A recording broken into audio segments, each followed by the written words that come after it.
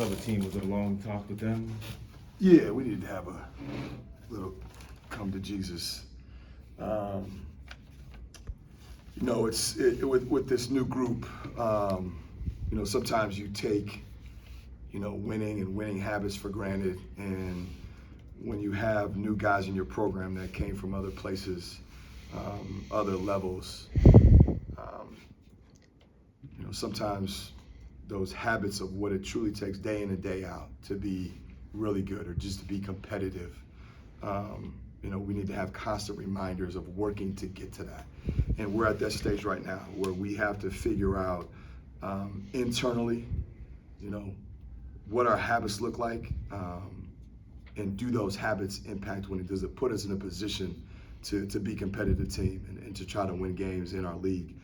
Because again, this league is unforgiving. I think Indiana was projected to be second in the league. Michigan State was projected, I think, fifth. So it's unforgiving, and you have to rise to the level of competition. And those guys need to understand there's a certain standard, but there's winning habits that you have to have. And you have to do that every single day. You have to build that every single day if you want to have any chance to win games. Were there particular points? I mean, defensively, obviously, you guys have played pretty well at times, and in the last couple games, consistently, it hasn't been there. Was that an emphasis?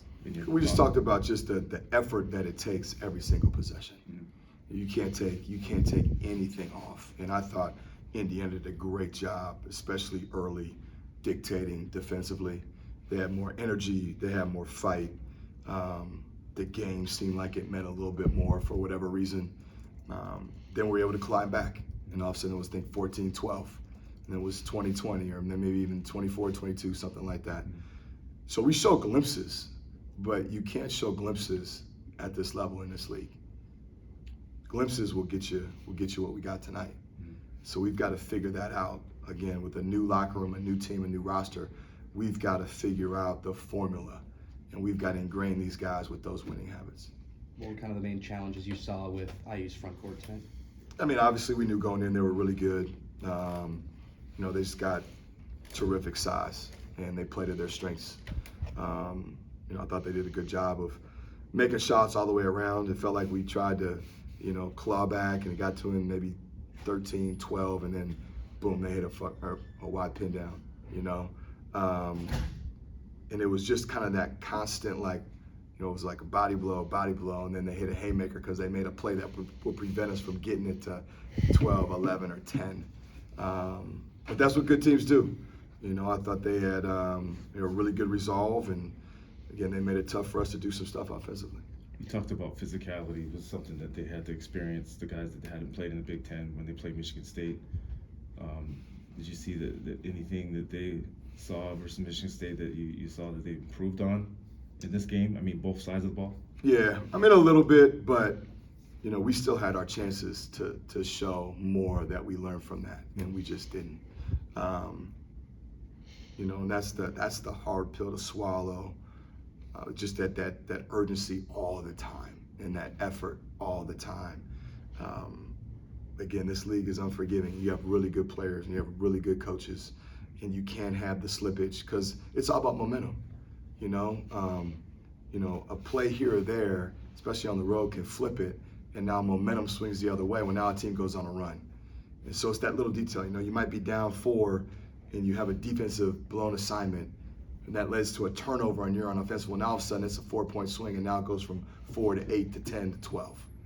And now you're trying to just claw your way back in. So it's them understanding that there's so many details each and every possession that we got to find ways to continue to talk about it, to show it, to rep it. They got to keep experiencing it.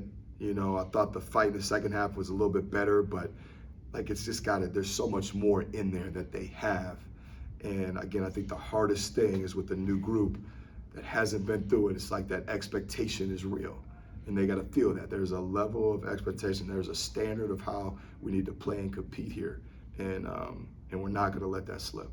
When you're going against Ballo specifically, I mean, Indiana's had some good post players recently, but does he do anything differently that you feel like is more difficult to kind of contain? No, I think, obviously he's got really good experience, really good feel in the low post.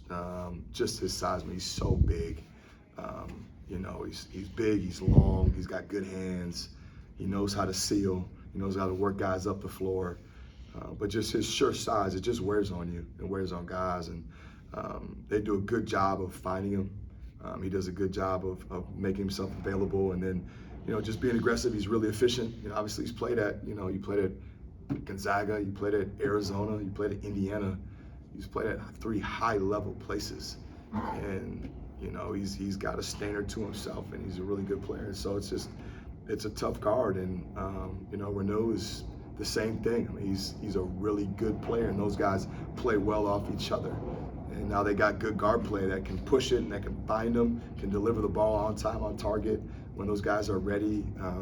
So again, there's a reason why they were preseason in our league, I think, projected number 2. I mean, they're a really good, well-rounded team, and when they're making shots and they got depth down the backcourt, they're a tough out. You gotta play really well. I thought, Carlisle just brings athleticism, he brings juice, he brings pace. I thought he just did a really good job tonight. One more for Coach. You talk about momentum. You guys allowed 12 offensive rebounds. How much of a detriment is that for those second chance points that IU got, both physically and mentally, from a defensive standpoint? Yeah, no, it's huge. I mean, I think there was a possession where it might have been around 12 or 13, and we had gotten a couple stops, and one for sure, we just couldn't get the rebound. Couldn't get the 50-50 ball. And those are backbreakers because they made us pay. And it's like you expend so much energy on getting that stop, and when you got a chance to get that 50-50 ball, or you got a chance to block out and get that defensive rebound, and now you cut it from 12 to 10 to maybe 8 in single digits, and you don't get that, it's deflating. It's deflating, and that's what we talked about. Like, we have to find a way to just get it, right? If they can get it, we can get it. And there's not like a blockout drill necessarily. There's not a 50-50 ball drill. It's just something within you as a competitor that you just have to find a way, whatever that looks like. I don't know. I can't script it. We talk to our guys all the time. I can't script every scenario, and we can't find excuses of why it didn't happen. You just got to go make the play. At the end of the day, go make the play. You got to stop, right? That's the hard part. Now go finish the deal and make the play. And that's the step we have to take, where we can't find excuses. There's got to be multiple efforts, and you just got to go make the play. All right, thanks, Coach.